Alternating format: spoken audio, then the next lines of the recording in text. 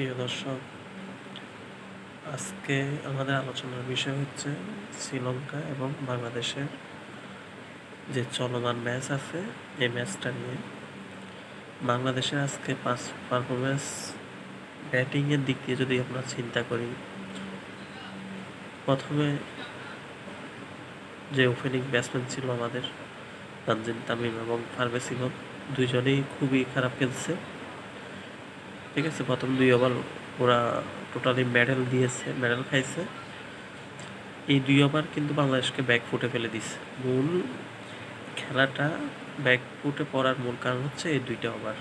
আপনি একটা জিনিস লক্ষ্য করলে দেখবেন, লিটন তেমন বল খায় নাই। তারপরে আমাদের জাকের আলী অনেক বলেন বা শামীম পাটোয়ারি বলেন, ওরা একজন 41 বলে মেবি 40 বলে 42 রান, আরেকজন মেবি 40 বলে 41 রান এরকম নিয়েছে। তো তাহলে এই জিনিসটা, এই দায়টা আজকে যে হারের যে দায়টা, এটা সম্পূর্ণ আমাদের ওপেনিং ব্যর্থতা এবং আমাদের বোলিং।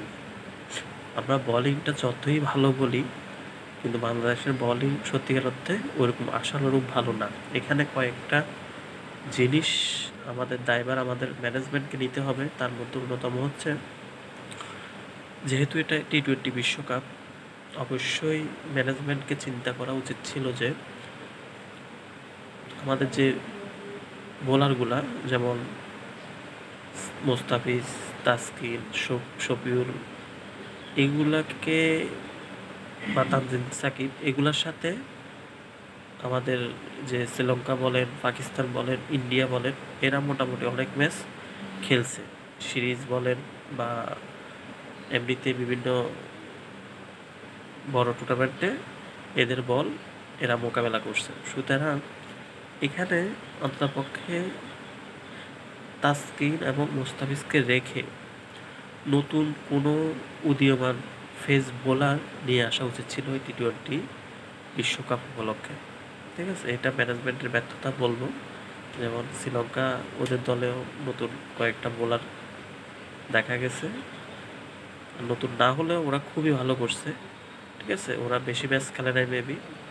আজকে যে বোলিং পারফরমেন্স ওরা দেখাইছে এটা যথেষ্ট ভালো।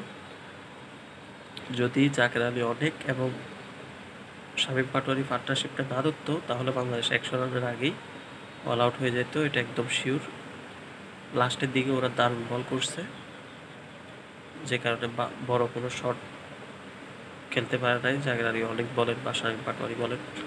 এখন এই যে আজকের পারফরমেন্সটা, এই পরিপ্রেক্ষিতে বাংলাদেশের যে দর্শক যেগুলা ক্রিকেটকে ভালোবাসে, এরা খুবই হতাশ হয়েছে এবং মানে আশাক্ষুণ্ণ হয়েছে